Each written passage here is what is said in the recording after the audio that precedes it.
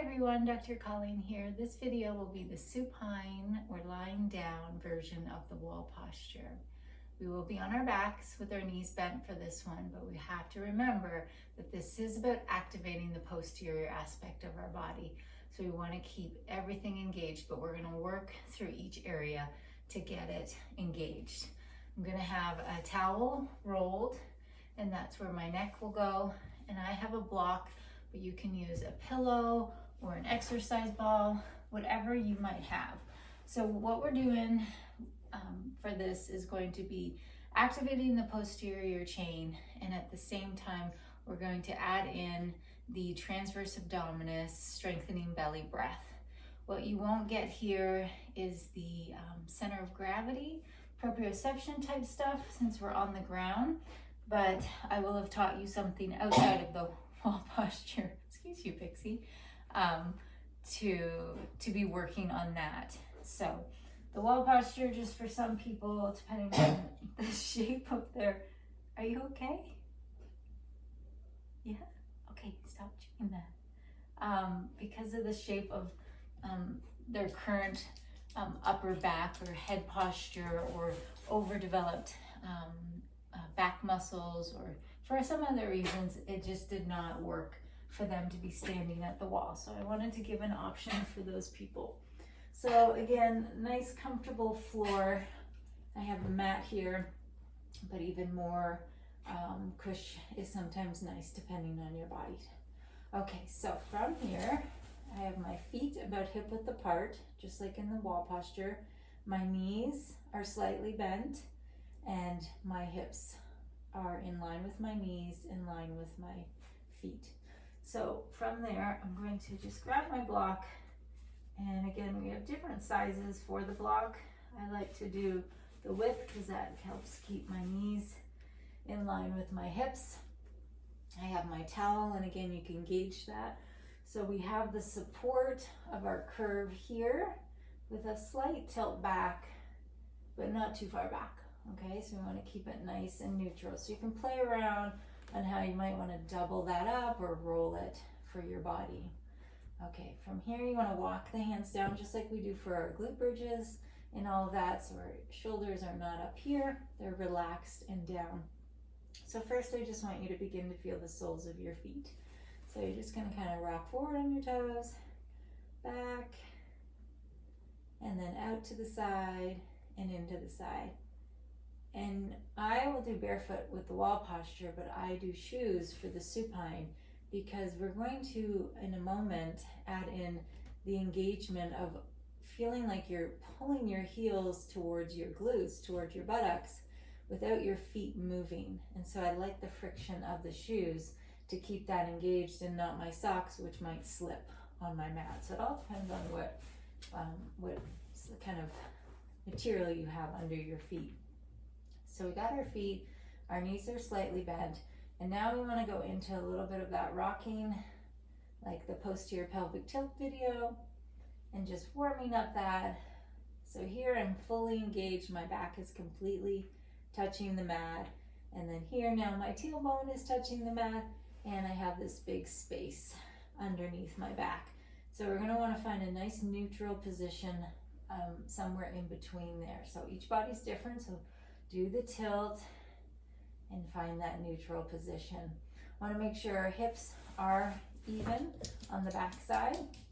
So you're basically resting on your sacrum, but I don't want you to be kind of tilted to the side. So make sure everything is nice and neutral. We're going to come up to the shoulders. I want you to start now with your palms up, and we're just going to rotate them in and out. So again, this is not only going to be a muscle memory, an activation exercise, it's also going to be a time for you to look at your progress. So other stretches or strengthening I would have given to start to bring back balance. Balance from front to back, anterior, posterior, and from left to right. Because as we minimize that distance, that gap between our compensations from our, whether it's our dominant side and our non-dominant side, or an injury, something that happened, as we minimize the gap difference of the muscular imbalances, the less likely we are to be injured, the less likely we are to have any type of abnormal wear and tear in the joints, and the less you'll need to come and see me, which is always a good thing. And I love all you guys, but I am only doing my job if I am empowering you to get back to your optimal wellness. Okay, so I was doing internal and external rotation, just seeing where my shoulders, the humeral head, the top bone of my arm, how it's doing, and then coming up to this here and making sure it feels pretty equal. Now again, as I've said in other videos, my left side is different than my right. I can feel it lifting in this area, whereas my right is barely lifting, okay? But again, I don't expect for them to be perfect. I have an injury in this left shoulder and I'm right hand dominant. So my goal is not to be perfect from left to right.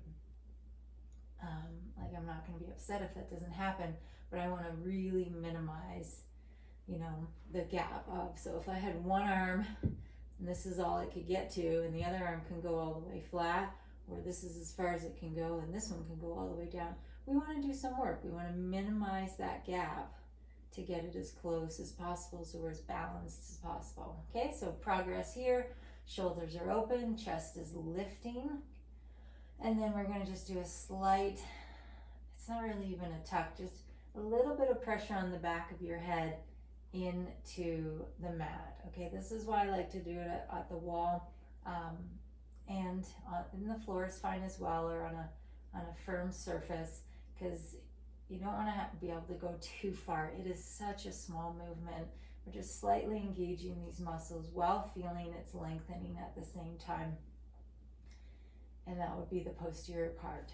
Okay, so kind of broke it down to all the different parts, and now we're going to do the engagement. Okay, so I want you to imagine, I guess you're going to actively do it, but you're not going to move your feet towards your glutes, but you're going to drag your feet towards your glutes, pecs. Okay, so my hamstrings are engaged. I'm going to put a little bit more pressure into my heels so that my calves are engaged as well, but not too much. I don't want you to let the toes float off. So that's all engaged in the lower half, okay? We come into the belly, we're going to find that neutral. Try not to lose the legs. And we're going to come open with the palms up, slightly out on an angle, and trying to bring those thumbs towards the floor. Okay, and the head's going to slightly push into the mat. Okay, with those thumbs going out, it's giving you that opportunity to engage your shoulder blades on your back. So I don't want you squeezing them so it pops you up, but as those turn out, that's engaged, belly's engaged, hamstrings, heels, and pushing into those heels to get the calves. And then we gotta breathe. So everybody take a big breath. So again, sometimes this one is a little bit more work than the wall posture. And keep breathing and release. Okay, so it was about a 10-second hold, might have been a bit longer. And then again, come together, start with the feet, engage, pull those feet towards your glutes, up onto the heels just a tiny bit, belly, tighten, a little bit of that zipper pull, engage those shoulders slightly together, and slight push of the head, and hold for about those 10 seconds, big breaths in between, and release. Okay, so from there, we're gonna add the breath. So we're gonna try to do it while we're engaged. So if you lose something, don't worry, we'll just come back to it in a second. So pull into those feet, shoulders, slight press of the head, and we're gonna inhale the belly up, exhale the belly in, and a little extra squeeze of the glutes. okay? Because they're not fully getting engaged with that, heel pull to the glutes. And again, inhale, belly up. Exhale, belly out. And a little squeeze of those glutes. And again, inhale, belly up. Exhale, belly in. Little squeeze of the glutes. And let's do one more. Inhale. And exhale. And squeeze those glutes. So please don't be shy with your breath. It really helps when you blow that air out and completely contract that core. So it's coming in, comes a little bit closer to the mat, but it's drawing in towards the spine. And then that squeeze of the glutes right there. Now the other thing I forgot to add is the reason I have a blocker, we have the ball in there, is because I am squeezing my knees together. It's not just loose in there. So I'm bringing a little bit of the inner thigh, but also just trying to get the wraparound of the whole hamstrings back there. So inhale, exhale. This whole time I am squeezing my knees together while pulling the feet back and pushing on slightly, just slightly on the heels a bit more. And again, we would have talked about if there was any little extra modifications that needed to be done based on your hip alignment for this particular wall posture, supine lying down wall posture. Okay, when you're done, you can just remove that block, give your body a nice stretch. You could go over and look at the beginner hamstring stretches and just kind of open that back up. Any of the next stretches that you might want to add to, there's a video on that. I'm kind of getting that to warm up, or it's warmed up, so you'll get even more benefit of it. So, all right, inhale, exhale, come on up, or whatever way feels best for you.